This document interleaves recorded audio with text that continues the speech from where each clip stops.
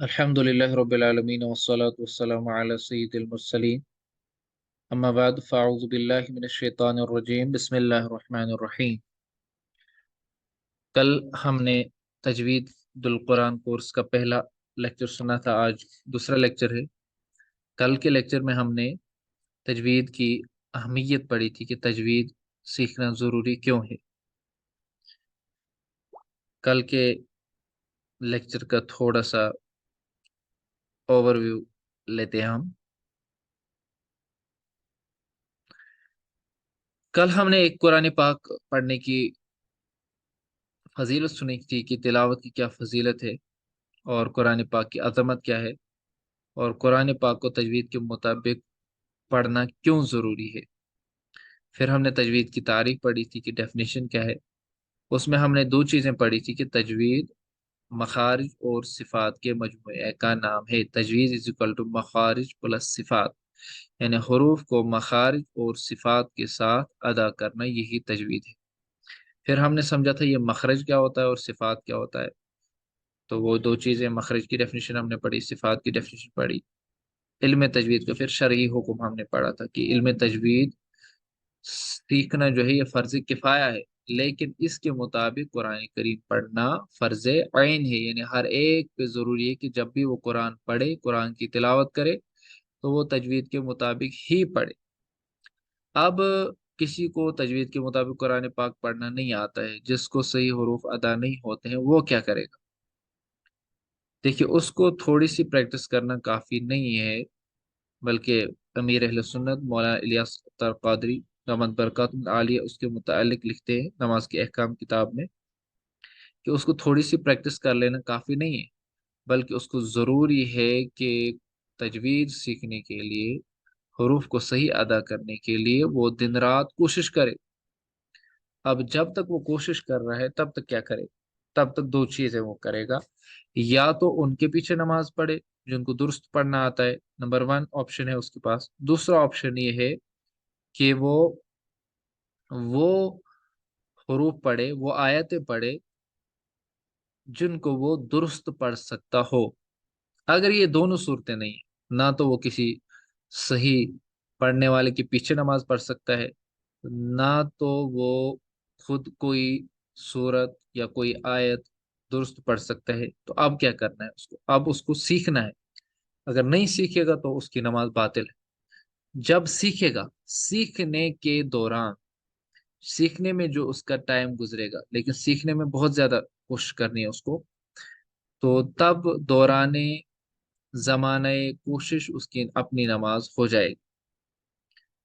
क्योंकि हम अपने आप पे भी गौर करें और हमारी अक्सरियत भी आज जो है ना वो तजवीद के मुताबिक कुरान नहीं पढ़ती।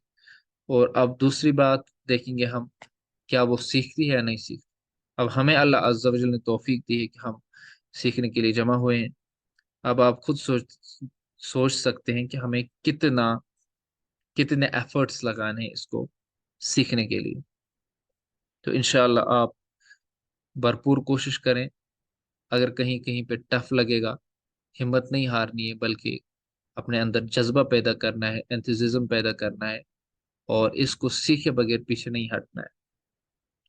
और जो कोशिश करता है, अगर उसको गलत हो जाए, हदीस में फरमाया गया, जो कुरान महारत के साथ पढ़ता है वो मुअज़्ज़ज़ फरिश्तों के साथ होता है। और जो कोशिश करता है पढ़ने की लेकिन पढ़ नहीं पाता, अटकता है बेचारा, लेकिन फिर भी कोशिश करता है, उसके लिए हदीस के मुताबिक दुगना अजर है, उसको डबल सवाब मिलेगा। तो इसलिए इस कोर्स में एनर्जी के साथ, तवज्जो के साथ आया करें और इन पॉइंट्स को लिख लिया करें और इस वीडियो को दोबारा भी देख लिया करें, ताकि हमारे जो तजवीद के रूल्स हैं वो जो है स्ट्रांग हो जाए। चलिए, तो हमने कल पढ़े थे मखरज। मखरज का माना होता है हरूफ के निकलने की जगह, ये तो आपको पता है। आज हम कुछ चीज़ें इसके मुतालिक सीखेंगे। हरूफ के निकलने की जगहें कितनी हैं। तो अगर हम कोई भी वॉइस निकालते हैं, कोई भी आवाज़ निकालते हैं, तो हमारे जो पार्ट्स ऑफ बॉडी उसमें इन्वॉल्व होते हैं वो फाइव है। एक है हलक, जिसको हम क्या कहते हैं, थ्रोट कहते हैं इंग्लिश में। इसी तरह है फिर मुंह का जो खाली हिस्सा है, वहां से बहुत सारे साउंड्स निकलते हैं, उसको बोलते हैं अरब में जौफ।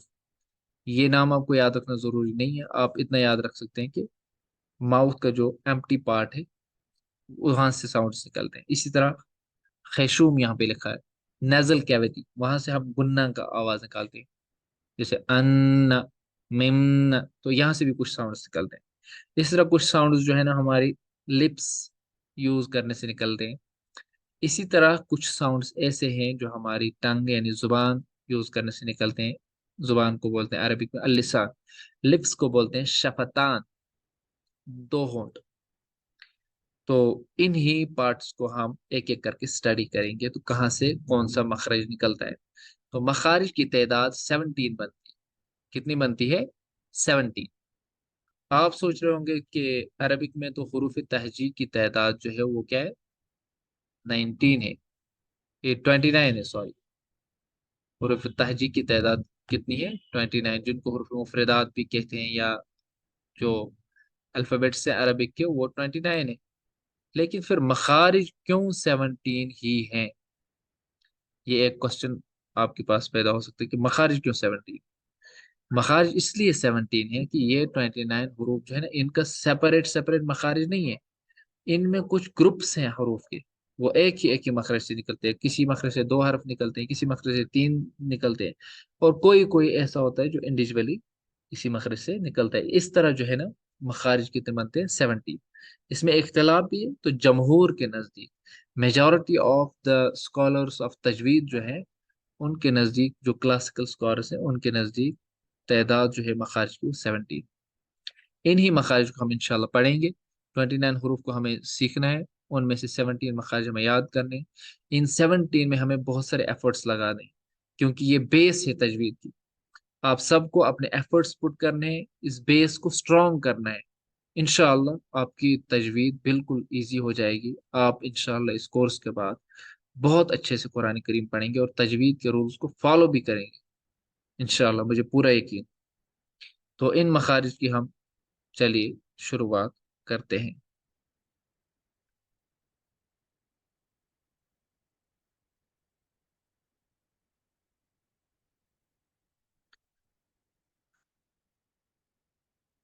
चलिए जी।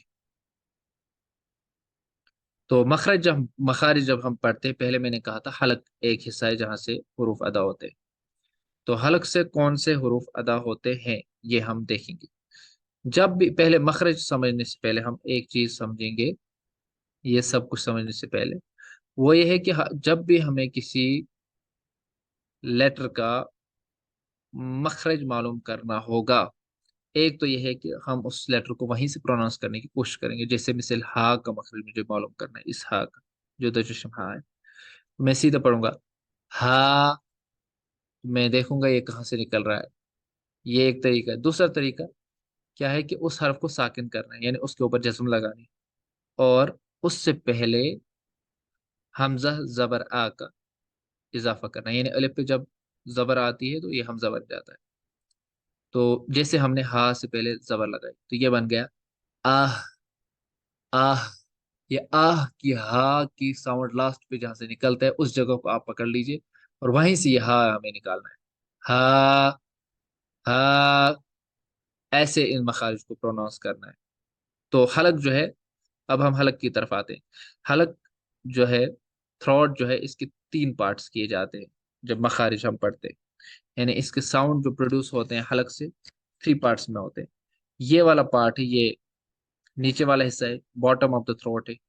ये वाला पार्ट जो है ये दरमियान वाला हिस्सा है, इसको मिडल ऑफ द थ्रोट कहते हैं।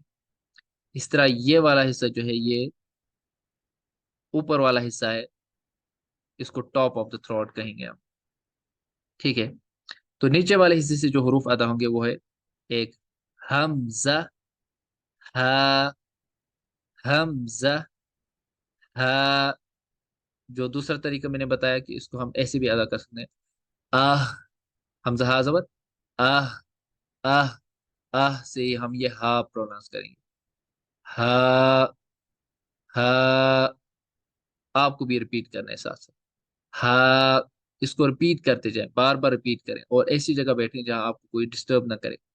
हा, तो आह, अगर हम लगाएंगे इसको हमजा तो ये बनेगा आह, پھر وہیں سے ہا، تو یہ کہاں سے ادا ہوتے ہیں؟ حلق کے نیچے والے حصے سے ادا ہوتے ہیں حمزہ اور ہا۔ دوسرا مخرج ہم آئیں گے حلق کے درمیان والے حصے سے، وہاں سے بھی دو حروف ادا ہوتے ہیں، یہ والے قین اور ہا، حلق کے درمیان والے حصے سے ادا ہوتے ہیں، ہم ان کو پڑھیں گے قین، قین، ہا، ہا، قین، ہا۔ اب سیکنڈ میتھڈ جو میں نے آپ کو بتایا ایزی میتھڈ، اس سے پہلے حمزہ لگائیں عین سے پہلے، یہ کیا بنے گا؟ آ، آ، یہ کی آواز جہاں پہ نکلتی ہے وہیں سے قین نکالنا ہے، قین، قین۔ دیکھیے مخرج کی کتنی اہمیت ہے، میں نے یہاں پہ لکھا ہے ہا، جو ہم نے پڑھا یہ والا ہا، اس کو ہم بڑا ہا بولیں گے، یا اس کو حلوے والا ہا بھی بول سکتے ہیں۔ اوپر والا جو پہلا ہا پڑا وہ دو چشم ہا یا راؤنڈ ہا یا گول ہا، یہ ہے۔ یہ جو نیچے والا ہا ہے، اس سے اگر ہم حمد پڑھیں گے جیسا کہ آپ یہاں پہ دیکھ رہے ہیں، اس حمد کا معنی ہوگا تعریف، اس حمد کا معنی ہوگا تعریف۔ اور اس کے برعکس اگر ہم ہا سے حمد پڑھیں گے، دو چشم ہا سے، راؤنڈ ہا سے حمد پڑھیں گے، تو اس حمد کا معنی ہوگا دھیمی آواز، دھیمی آگ، سوری، دھیمی آگ، جو آگ دھیمی دھیمی جل رہی ہوتی ہے۔ اب حمد اگر ہم پڑھ رہے ہیں الحمد للہ رب العالمین، تمام تعریف اللہ کے لیے ہے، الحمد، اگر ہم الحمد اس کی جگہ پڑھتے ہیں جیسا کہ ہم پڑھ رہے ہوتے ہیں، تو کتنا ہم غلط پڑھتے ہیں۔ تو دیکھیے ترجمہ کیا بنے گا؟ الحمد للہ رب العالمین، اس کا معنی بنے گا تمام دھیمی آگ، آگ، نعوذ باللہ من ذالک۔ آگے میں بیان نہیں کر سکتا وہ الفاظ۔ اس طرح جو لفظ میں نے یہاں پہ بولا عید، عین سے علیم جب ہم پڑھتے ہیں، اس کا معنی ہوتا ہے جاننے والا۔ کیا ہوتا ہے اس کا معنی؟ جاننے والا، علم والا، یعنی جاننے والا۔ اچھا، اس علیم کی جگہ اگر ہم علیم پڑھیں گے، ایسا بھی ہوتا ہے ہم عین کو صحیح پروناؤنس نہیں کرتے، علیم کی جگہ علیم پڑھتے ہیں، تو علیم کا معنی ہوتا ہے دردناک، دردناک۔ یہ علیم ہوتا ہے جاننے والا، یہ علیم ہوتا ہے دردناک۔ تو قرآن میں جا بجا اللہ نے اپنی صفت بیان کی ہے کہ علیم، انہ علیم بذات الصدور، اللہ دلوں کے حال جاننے والا ہے۔ اگر اس جگہ ہم یہ علیم لگائیں گے، اللہ دلوں کو دردناک ہے، یہ کیا، یہ معنی ہی غلط نکل رہا ہے۔ ان اللہ علیم حکیم، بے شک اللہ علم والا، جاننے والا اور حکمت والا ہے۔ اب اگر اس کی جگہ علیم کسی نے پڑھ دیا، ان اللہ علیم، نعوذ باللہ من ذالک، بے شک اللہ دردناک، نعوذ باللہ من ذالک، اس کا دیکھو معنی کیا بنتا ہے۔ تو اس لیے مخارج کو صحیح پڑھنا ضروری ہے، ہر ورڈ کو اپنی جگہ پروناؤنس کرنا ضروری ہے۔ تو حمزہ ہا، یہ حلق کے نیچے والے حصے سے ادا ہوئے، قید، ہا، یہ حلق کے درمیان والے حصے سے ادا ہوئے۔ اب اوپر والے حصے کے پاس آتے ہیں، یہاں سے دو حروف ادا ہوتے ہیں، وہ ہے غید، کیا ہے؟ غید، غید، اور ہے خا، خا، غین اور خا، یہ دونوں موٹے پڑے جائیں گے، فل ماؤتھ کے ساتھ پڑے جائیں گے۔ فل ماؤتھ کے ساتھ کیسے پڑھا جاتا ہے؟ آپ ایسے سوچو کہ آپ کے منہ میں کچھ کھانے کی چیز ہے، نوالا ہے، اس وقت اگر ہم بات کریں گے تو کیسے کریں گے؟ ویسے ہی پڑھنا ہے، غین، خا، موٹی آواز، غین، خا، غین، خا۔ یہ کہاں سے ادا ہوا؟ حلق کے اوپر والے حصے سے۔ امید ہے آپ کو یہ سمجھ آ گیا ہوگا۔ تو چلیے ہم نیکسٹ مخرج کی طرف چلتے ہیں۔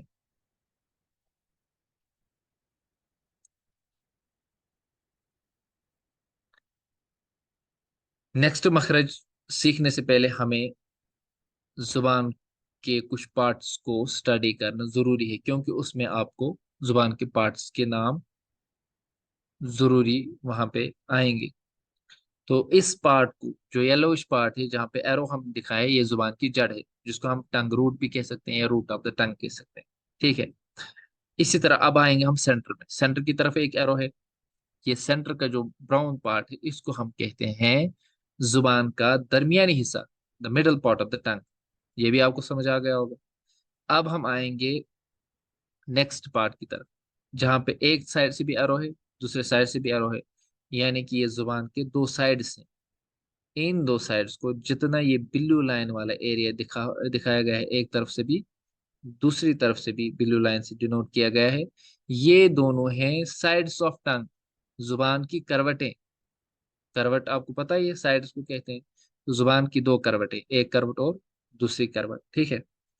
اب آئیں گے ایک اور پارٹ کی طرف۔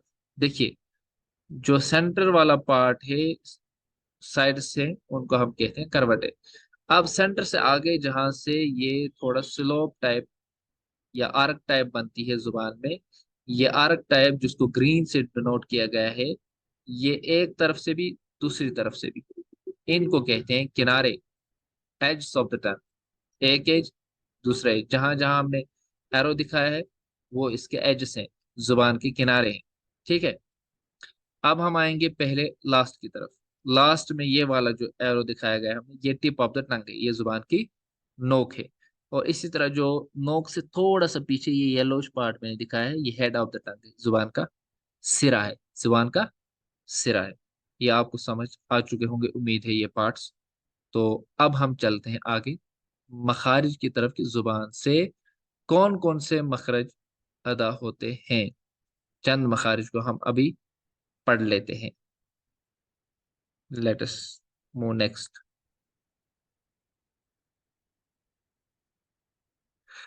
چلیے جی، دیکھیے زبان کی جڑ سے ہم شروع کرتے ہیں۔ جڑ میں نے آپ کو ابھی دکھائی، اگر آپ پیچھے پھر دیکھنا چاہیں گے جڑ کہاں سے، یہ سب ایریا جڑ میں ہی آئے گا۔ جو آپ ایریا دیکھ رہے ہوں گے یہ والا سب ایریا جڑ میں ہی آئے گا، یہ یلوش پارٹ یہ جڑ ہے۔ چلیے جی ہم چلتے ہیں۔ تو یہ زبان کی جڑ جو ہے یہ تالو کے نرم حصے سے لگتی ہے۔ تالو مینس پلیٹ،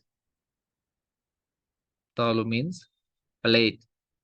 تو تالو کے نرم حصے سے جب یہ لگتی ہے زبان کی جڑ، تو وہاں سے ادا ہوتا ہے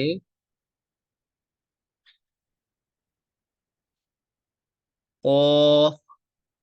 قوف، زبان کی جڑ تالو کے نرم والے حصے سے لگتی ہے تو قوف ادا ہوتا ہے۔ اس قوف کو بھی ہمیں موٹا پڑھنا ہے، پر پڑھنا ہے، فل ماؤتھ کے ساتھ پڑھنا ہے۔ میں نے کہا کہ فل ماؤتھ کے ساتھ پڑھنے کا ایک طریقہ یہ ہے کہ ہم یہ تصور کریں کہ ہمارے منہ میں کیا ہے، کچھ کھانا ہے یا کچھ ہے، تو ایسے قوف قوف۔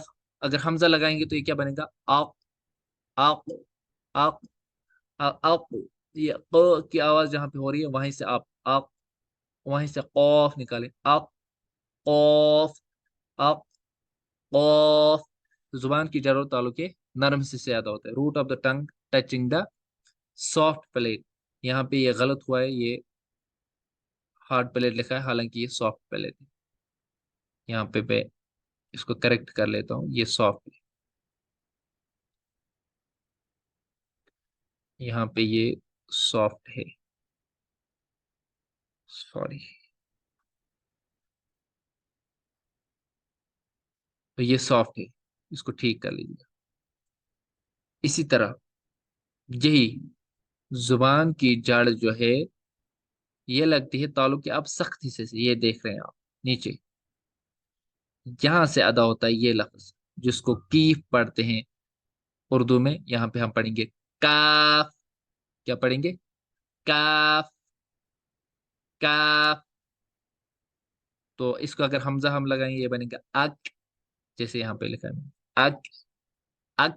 یہ کی آواز جہاں پہ ہو رہی ہے وہیں سے ہم کریں گے کاف اک کاف۔